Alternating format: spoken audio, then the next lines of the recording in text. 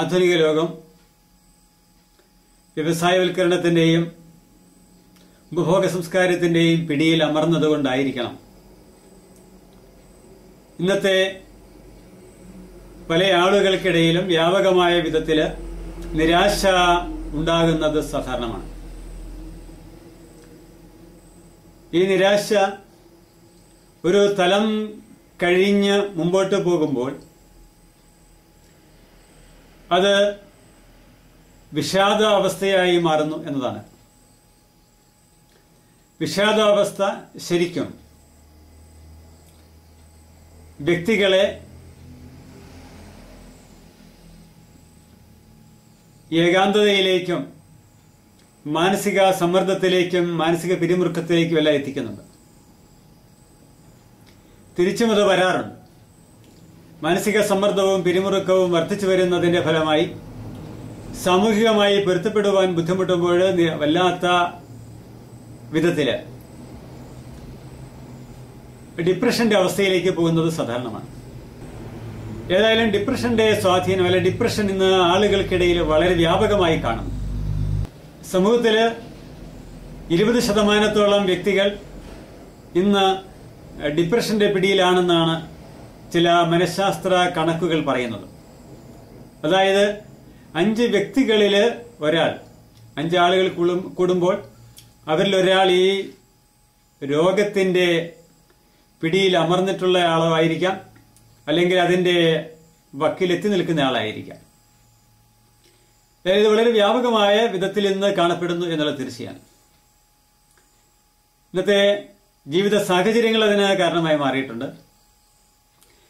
കുടുംബങ്ങളിലെ ബന്ധങ്ങൾ അത് മുറിപ്പെടുകയോ പിളർത്തപ്പെടുകയോ ബന്ധങ്ങളിൽ ഉടവുകൾ തട്ടുകയോ ഒക്കെ ചെയ്തത് ഇതിന് കാരണമായി തീർന്നിട്ടുണ്ട്.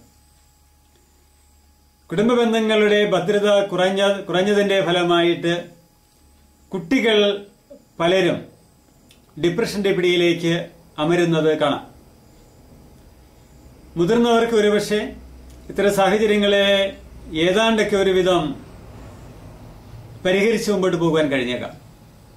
പക്ഷെ കുട്ടികളുടെ സ്ഥിതി അതല്ല. കുട്ടികൾ മാനസികമായി തളരുകയോ മാനസികമായ ഒരു ഡിപ്രഷൻ അവസ്ഥയിലേക്ക് വരികയോ ഒക്കെ ചെയ്യുന്നു. ഇത് നമ്മൾക്ക് കാണുവാനായിട്ട് സാധിക്കുന്നതാണ്. നമ്മൾ ഇതേക്കുറിച്ച് ചിന്തിച്ചു പോകുമ്പോഴാണ് കാണുക, പൊതുവെ മ്ലാനബദ്ധരായി കഴിയുന്ന വ്യക്തികൾ അവർ ഒറ്റപ്പെട്ടിരിക്കുന്ന അവസ്ഥ, നിരാശപ്പെട്ടിരിക്കുന്ന അവസ്ഥ,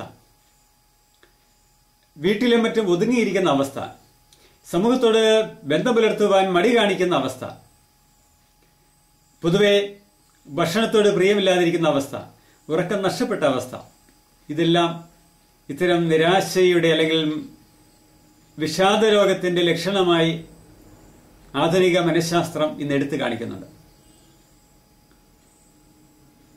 പലപ്പോഴും കുടുംബത്തിലെ പ്രശ്നങ്ങളാണ് ഇതിന് കാരണമെന്ന് ഞാൻ പറഞ്ഞു.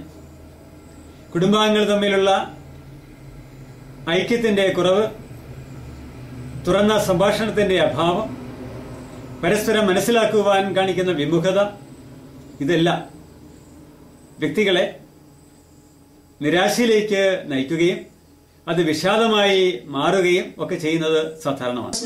അല്ല, ജീവിതം തന്നെ ഒരു പ്രശ്നമോ? എല്ലാം ഒന്ന് പെയ്തൊഴിഞ്ഞിരുന്നെങ്കിൽ എന്ന് നിങ്ങൾ ആഗ്രഹിച്ചിട്ടില്ലേ? അതെ, എല്ലാം പെയ്തൊഴിയുവാൻ മനസ്സ് തുറക്കും. നിങ്ങളുടെ സഹായത്തിന് help line numbers 9496379230, 9847304999, email @gkalapura@gmail.com, counselorsforum@gmail.com.